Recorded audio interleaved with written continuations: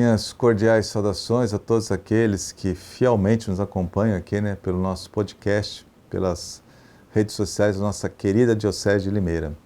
Vamos agora fazer a meditação do Evangelho desse próximo domingo, 33º domingo, tempo comum, dia 16 de novembro de 2025.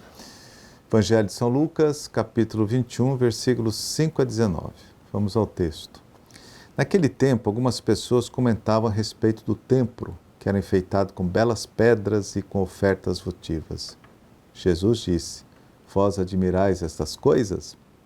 Dias virão em que não ficará pedra sobre pedra. Tudo será destruído. Mas eles perguntaram: Mestre, quando acontecerá isto? E qual vai ser o sinal de que essas coisas estão para acontecer?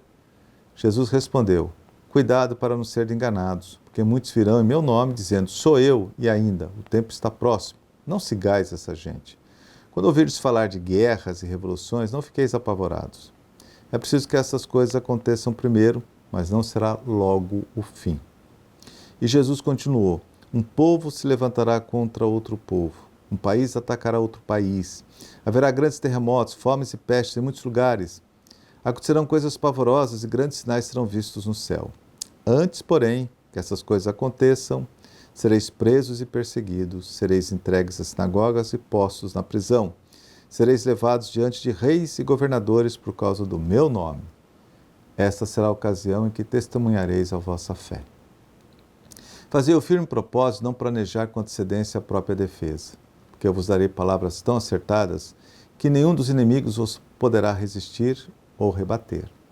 Sereis entregues até mesmo pelos próprios pais, irmãos, parentes e amigos. E eles matarão alguns de vós.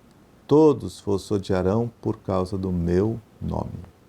Mas vós não perdereis um só fio de cabelo da vossa cabeça. É permanecendo firmes que ireis ganhar a vida. Palavra da salvação. Glória a vós, Senhor.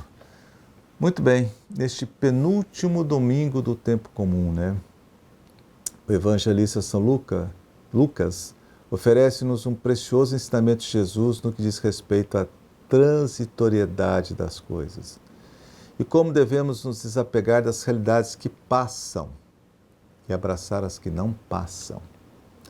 Nossa condição neste mundo é de peregrinos, não de domiciliados e sedentários. Somos peregrinos, estamos de passagem. É fato, o ser humano está sempre inclinado a contemplar a superfície das coisas. O que significa isso? Limita-se a olhar para tudo como se fosse eterno, quando na verdade a realidade criada é passageira, é efêmera, fugaz. Para muitos contemporâneos de Jesus, o Templo de Jerusalém era uma verdadeira fonte de orgulho, de tal modo que eles mostravam um apreço particular pelas belas pedras e pelas ofertas votivas. Jesus, no entanto, polemiza contra esse raciocínio, denunciando a precariedade do templo e sua transitoriedade. Olha só o que diz Jesus: Dias virão em que não ficará pedra sobre pedra, tudo será destruído. Jesus prediz a destruição do templo de Jerusalém, que historicamente acontecerá pelas tropas romanas, lideradas pelo general Tito, futuro imperador romano. A notícia da destruição futura desperta nos ouvintes de Jesus o espanto e a curiosidade. Como o ser humano é curioso, E eles perguntam: quando isso vai acontecer? E quais serão os sinais?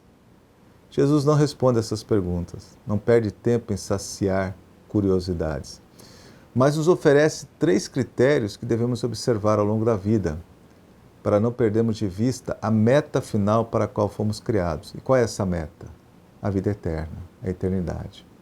Em vez de responder ao quando e ao como, Jesus aconselha sobre o que fazer para chegar a essa meta. E aqui vamos aos 3 critérios elencados por Jesus no Evangelho de hoje. Primeiro, não se deixe enganar. Olha só o que Jesus diz: Cuidado para não seres enganados, porque muitos virão em meu nome.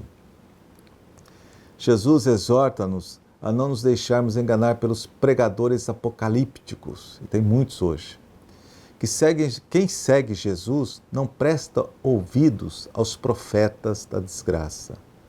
E Jesus adverte: não sigais essa gente.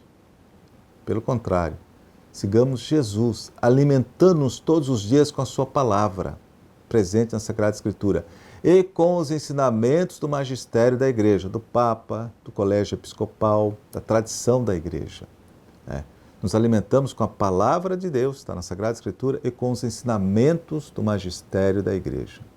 Então não se deixe enganar. Segundo, seja testemunha. Jesus argumenta que guerras e calamidades naturais, infelizmente, sempre estarão presentes na história, pois as guerras são consequências da realidade pecadora do ser humano, infelizmente. Já os desastres naturais ocorrem porque a natureza não é perfeita, além de hoje ser constantemente agredida pelo ser humano. A gente vê os efeitos nocivos à natureza, provocados pelo próprio ser humano. Porém, o que de fato deve ser o nosso principal foco é outra realidade. É a fé cristã, causa de muitas perseguições. A maior reviravolta da história é a fé cristã e a oposição a ela. Olha só o que Jesus diz: todos os dias vos odiarão por causa de meu nome. Desde os primeiros séculos do cristianismo até hoje, quantos mártires deram testemunho da fé até o derramamento de sangue?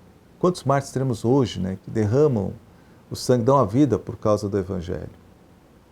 Poderíamos chamar também hoje aqueles que no anonimato são mártires anônimos, escondidos, que enfrentam e suportam por causa da fé provocações de familiares, difamação de conhecidos, marginalização em certos contextos de trabalho, mas apesar de tudo isso, se mantêm fiéis a Cristo. Então, ser testemunha. E terceira recomendação de Cristo: seja perseverante. Jesus diz: é permanecendo fiéis que ireis ganhar a vida eterna. A palavra perseverança significa constância, persistência.